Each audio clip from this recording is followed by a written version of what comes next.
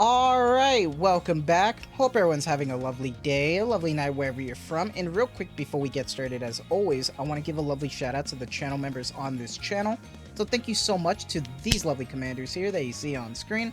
Thank you guys so much for your guys' constant generosity and support to me as always. It really means a lot to me, so thank you guys so much. If you guys are actually interested in becoming a lovely commander yourself, if you are interested in any of these cute and lovely emotes, loyalty crown badges, you want a special role in the Discord, make sure to join the Discord. But as always, if you choose to do so, thank you so much. Just remember, that's not the only way that you can support me. Just watching the content like you are right now is truly the best way. Liking, subscribing, and commenting, everything really does help. So thank you guys so much. And for today's video, with everything going on right now for Elegg, solo raid is ongoing. Finally did a lot of testing and have my idea of the results that I want to talk about in regards to Elegg. As always, with these type of videos, I like to break it down into 3 categories. I like to talk about the income and timing of everything, everyone's account, and what their preferences are. Then I love to talk about the waifu aspect, especially this time, because obviously #1 girl for me is Elegg, so I'm going to be heavily biased, I don't care. And then I'm going to talk about the skills, the equipment, and everything, and then let's get to testing results as well. So with all that out the way, let's get started. And it's interesting right now, right? Because we have a lot going on. Because we have reruns, we have a 1% banner, and then we also have still the collab stuff going on. So we have a lot of stuff going on, especially with Doro's banner here. Not even to mention that we still have Rosanna coming up next week. And then after that, we are going to be getting like the September reruns for the OG summer characters and the winter units from the wave 1. So a lot's going on right now. So for a lot of people are trying to be hesitant to save and stuff, but there are limiteds, right? But depending on where you're at, you might not even care. Now for me, I always say it, waifu over meta. So for me, I think getting 1 copy no matter what, just because she looks too good, dude. She looks too good to pass up on. Now, if you care more about just the looks and you want meta, here's the thing. You only pull for this character if you care about Harvester or you care about Water Solo Raid. Because off element, she is nowhere near as good. She is only dedicated to water support and buffing those units, and it's going to help a lot for Solo Raid. Other than that, I don't really see much use case. Now for me, I'm going to make it work no matter what. But if you're in that kind of like hesitant side, then it makes sense. But still, I'd go for at least 1 copy because it's a 2%, 4%. Unlike Doro, where it's like a whole 1% and that's a whole ordeal. You might as well just ticket it unless you get lucky. But that's just my thoughts on it. I know it's a little bit complex because of all of the banners right now and what's coming up because people want to try to get those reruns as well. So it's just a tough time right now. Minus the fact that we aren't getting as much freebies at all. Expect a video of that real soon. I know we have like a 1,000 days thing to look forward to, so I'm going to wait on that real quick. And if we do get some goodies from it, then I won't complain.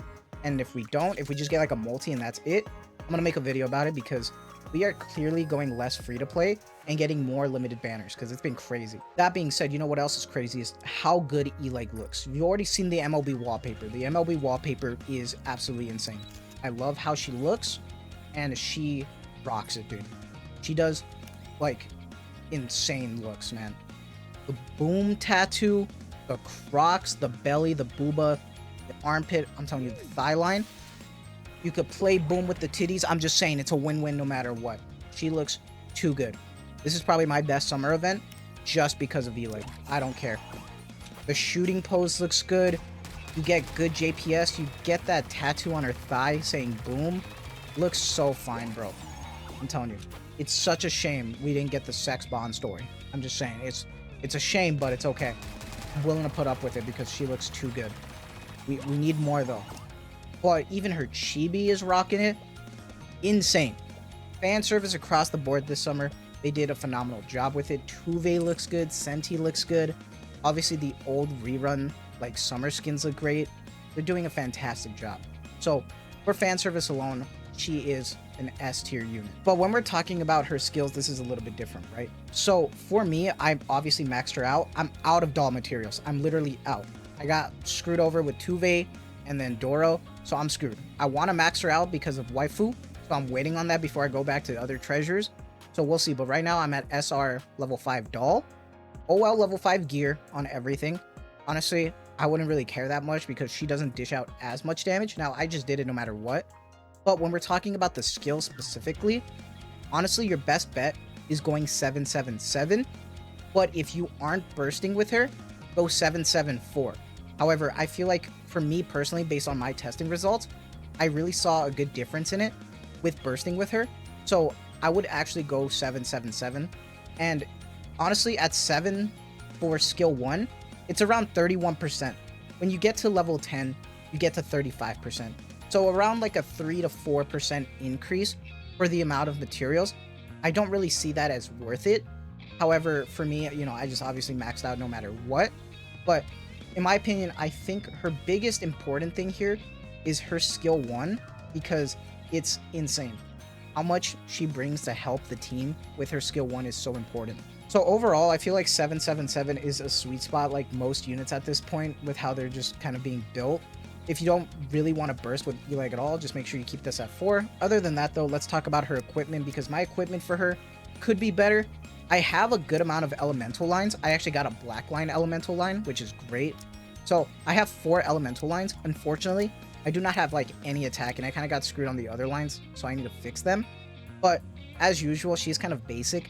So you want to go for, you know, elemental attack, some max ammo as well for MG. Because if you get enough max ammo, then you're going to want to use Bastion. If not, use Resilience, because her reload is slow. I think it's like 2.5 seconds, I believe. So for me, because I don't have max ammo, I'm actually using Resilience. But if I were to get more max ammo, I'd use Bastion. So just go with that rule of thumb as well. Now, before I get to talking about the testing and everything, I just want to say Elegg is just the water-coated version of Christmas Maiden. She is meant for water-coated allies, except the difference is that you can burst twice with Elegg, in my opinion, to get the most benefits, compared to Maiden where you really only burst once. That's probably her difference, but other than that, she's pretty much almost 1-to-1 to Maiden, you know, just replacing the idea of mana and ghost, and that's it. So for me, I like kits like that just because they're fun, but I know some people get annoyed about that, but that's okay. I'm just trying to explain that if you think Maiden is good for what she does, then Elegg is doing the same, so she is good for what she does. I don't think she's a bad unit. She's a great endgame solo raid unit who's probably a T1, but if you only care about campaign and stuff, you might not care about this, unless you're like at a high enough deficit where it doesn't matter what you use. But when we talk about testing itself, I compared Ludmilla to Elegg to see what she provides the teams, the differences between bursting and bursting once and twice, did a comparison with off element testing, and then harvester. So with all that out of the way, let's get started and let's talk about the numbers. So right here on screen, I'm using Quincy, Helm, Ludmilla, Christmas, Little Mermaid, and Crown. And remember that Ludmilla just kind of gives like a debuff to the enemies, so the teammates can do a lot more damage. So right now our Quincy is doing 4.3 billion. Helm's doing 1.9 billion. Obviously, remember my Helm is awfully garbage. He has like 0 attack and like no element. She needs to be like fixed with RNG rocks. And Ludmilla's just doing her own off burst damage. Little Mermaid, as usual, just being insane with Crown. Now, comparing all of these numbers to Elegg, there are some differences here. There is a notable gain here. So Quincy went from 4.3 to 4.8. So this is around a 400 million increase. Same thing with Helm. She got a definite buff from Elegg. So this is insane. The amount of difference in numbers is crazy, because that 800 mil increase for both characters total could make a difference in solo rate. And Elegg dishing a little bit more damage off burst. Remember, she is doing 0 bursting here. It's just Quincy and Helm. They are just getting all the buffs from Elegg to do more damage. And then Little Mermaid and Crown just kind of just on the back end there. Now remember, I didn't burst at all with this Elegg. So now I wanted to do a comparison between bursting once and bursting twice. So with that comparison, this is bursting once with Elegg. Quincy's still doing about the same 4.8 billion. Now Helm went down in damage because one of those bursts were replaced by Elegg. So that's why Elegg went up in damage to 2 billion now. So there is a notable gain there. Quincy didn't change. Helm only went down because she lost one of her bursts to Elegg. And just to make sure with you guys, I went higher up in my shooting range damage with using Elegg bursting once. So now going from bursting once to bursting twice, there is a pretty notable gain here. Obviously, Quincy is still the same, but Elegg went up almost 400 million just with bursting twice. And this was my highest damage output so far, total. Even if it was just by a little bit, this was still my highest. Even though Helm got screwed a bit because he lost 2 bursts, Elegg still did a lot of damage. But this was with bursting twice. So now I seen kind of mixed results when it came to people bursting, and for me it benefits just because my Helm is not as good. So it's always going to vary from account to account. I'm just here to showcase my testing results with you guys, because I think that's important. just to showcase the differences. So for a lot of people, it might be different, it might be better, it might be worse, but this is just how it went for me.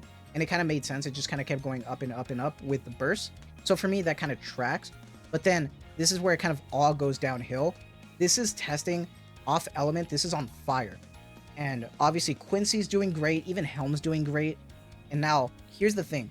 I don't know if you guys are going to believe this, but Elegg bursted twice here. He bursted twice here and barely is about to hit 1 billion.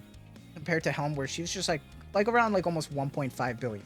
So insane stuff, man. This is insane because she is off element garbage. She is not good at all. It was a rough time for her. And then I decided to do a quick one with Harvester. I got to level 8 and then my Siren died right at the end, so cut me some slack. But my Quincy and Helm, 2 billion to 1.1 billion. Elegg actually did 1.1 billion as well. Just remember that my Helm is garbage, so she should be doing a lot better. I just have horrible RNG rocks, but in comparison, she did pretty good. Now, I would replace Helm with Doro, but the problem is that I'm more comfortable using Helm because of the heals, so I never died a Harvester until the end, obviously. But still, getting to level 8, seeing this damage difference, she obviously has her time to shine for the team. Really good. So she has her place, but it's definitely just for the water solar raids, unfortunately. Personally, for me, I'm actually happy with it just because she is a solid T1 character. She's doing her job, doing it really well. Same thing with Christmas Maiden. There's no difference. It's just a shame that it's only dedicated to water code.